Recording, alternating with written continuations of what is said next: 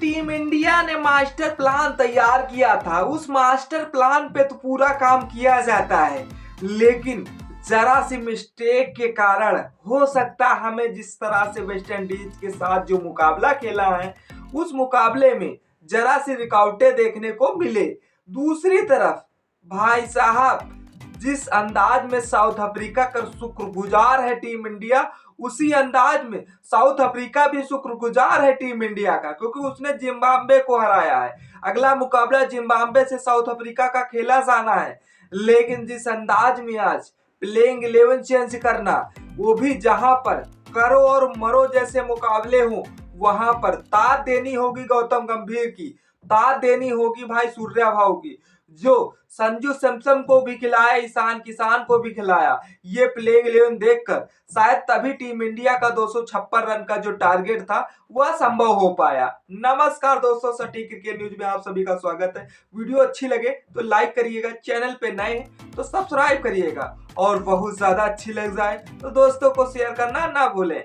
वैसे team India का जिस अंदाज में खेल का रवैया था, उस अंदाज से पता चल गया था कि आज हर खिलाड़ी को बताया गया है कि इसी मास्टर प्लान पे काम करना है, इसी मास्टर प्लान पे काम करना है, क्योंकि 140 करोड़ भारतीयों की जो धम धम वाली आवाज थी कि भाई साहब क्या होगा, कैसे होगा, क्या साउथ अफ्रीका वेस्ट इंडीज को हरा देगी और टीम इंडिया इधर जिम्बाब्वे को हरा देगी, तो ये सब भाई पॉसिबल होना इतनी देर नहीं लगती। हाँ बिल्कुल उसी तरीके से पॉसिबल हुआ है जिस तरीके से टीम इंडिया चाहती थी। बस थोड़ा रुकावटें आई हैं कि जहां पर जिम्बाब्वे को भाई साहब 108 रनों पर अलाउड करना था, वहां पर 184 रनों पर अलाउड कर पाए। भाई साहब यहीं से दिक्कतें हुई हैं थोड़ी, जो 0.0 यानी कि 100 का रन रेट का अभी टीम इंडिया पर माइनस में चल रही है, वो भाई साहब एकदम नॉर्मल है। अब जरा सी भी दिक्कतें नहीं आई। कुछ रचयिता या कुछ भविष्यवाणियों ने भाई साहब पूरा अनुमान लगा लिया है कि टीम इंडिया सेमीफाइनल में जा चुकी है। अभी पहली तारीख को मुकाबला खेला जाना है वेस्ट इंडीज के साथ।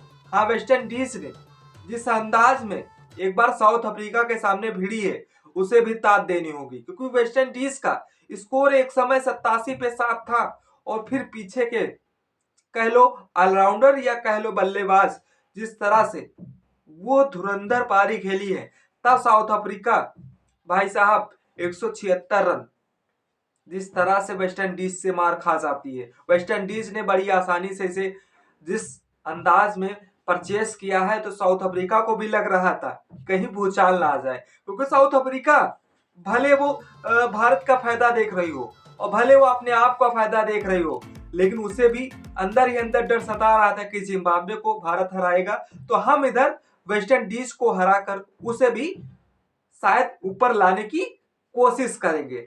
ताकत देनी होगी हार्दिक पांड्या ने, जिन्होंने गेंदबाजी से तो कोहराम मचाया ही मचाया, लेकिन आज तो बल्लेबाजी से भाई साहब वो कोहराम मचाया है कि हार्दिक का भाई साहब अभी तक महिका शर्मा के साथ जलवा था, लेकिन अब भाई साहब ग्राउंड में भी जलवा नजर आता हुआ दिख रहा है। भाई साहब कल ही हमने प्रेडिक्ट किया था हार्दिक पांड्या के बारे में, लेकिन आज जो इस मैच में प्लेयर ऑफ द मैच बने हुए हैं, वही तो हार्दिक पांड्या का नेचर बता रहा है कि आइए टीम, हम आपका स्वागत करते हैं। दूसरी तरफ 23 गेंदों में 50 रन, वो भी नाबाद भाई साहब हार्दिक पांड्या, और 3 ओवर फेंकते हैं 21 रन।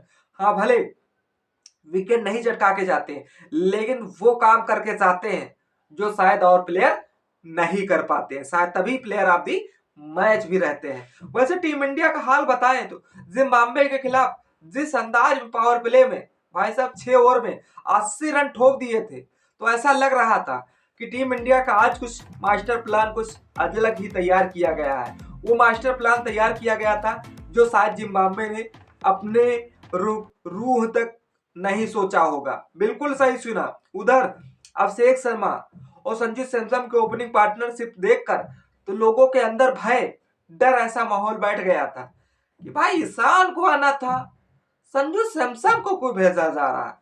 लेकिन फिर क्या था, जो है सामने उसी को देखा जाएगा।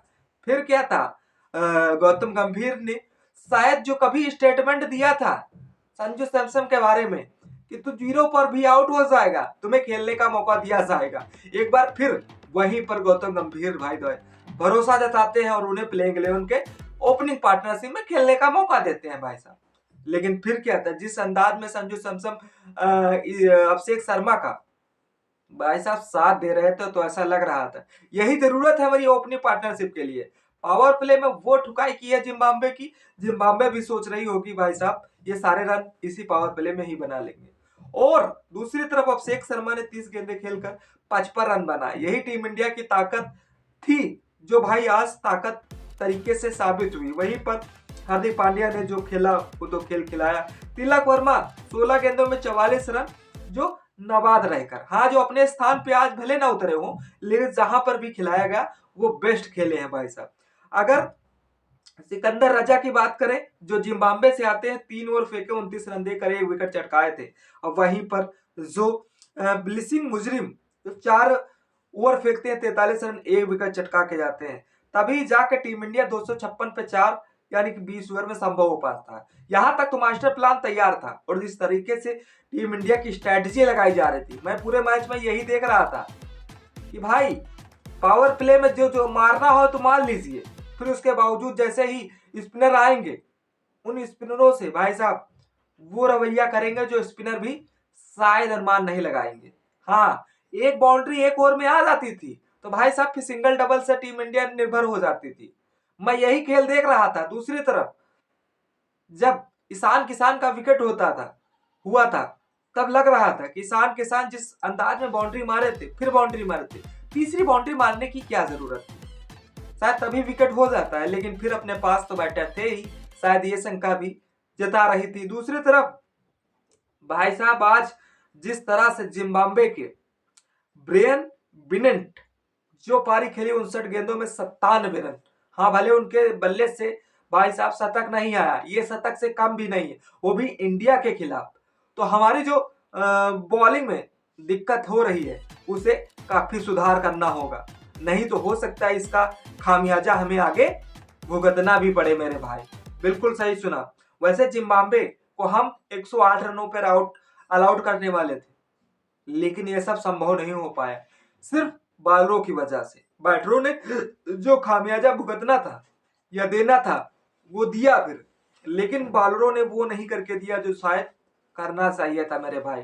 दूसरी तरफ जिम्बाब्वे ने 184 पे 6 विकेट 20 ओवर में खत्म किया खेला। भले वह अपने लक्ष्य से जिस तरह से 72 रनों से पीछे रह गए, लेकिन वही टीम इंडिया के लिए 72 रन, जो पिछले मुकाबले में टीम इंडिया साउथ अफ्रीका से 76 रन से हारी थी, वो आज शायद वही रन रेट होता तो ये हम प्लस पे जाकर भाई साहब अचीव कर रहे होते रन रेट। वैसे टीम इंडिया को सेमीफाइनल में जाने के पूरे चांस दिख रहे हैं, सिर्फ वेस्ट इंडीज को अब भारी करारी रनों से मात देनी। बारिश की वजह से भाई बस मैच मिस ना हो, और जो टीम इंडिया जिस अंदाज में जिम्बाब्वे के साथ प्रदर्शन किया है, उसी अंदाज में वेस्ट इंडीज के साथ प्रदर्शन करना होगा, क्योंकि वेस्ट इंडीज के खिलाड़ी भाई साहब कब कहां पर भूसाल ला दे ये हमें खुद नहीं पता होता है।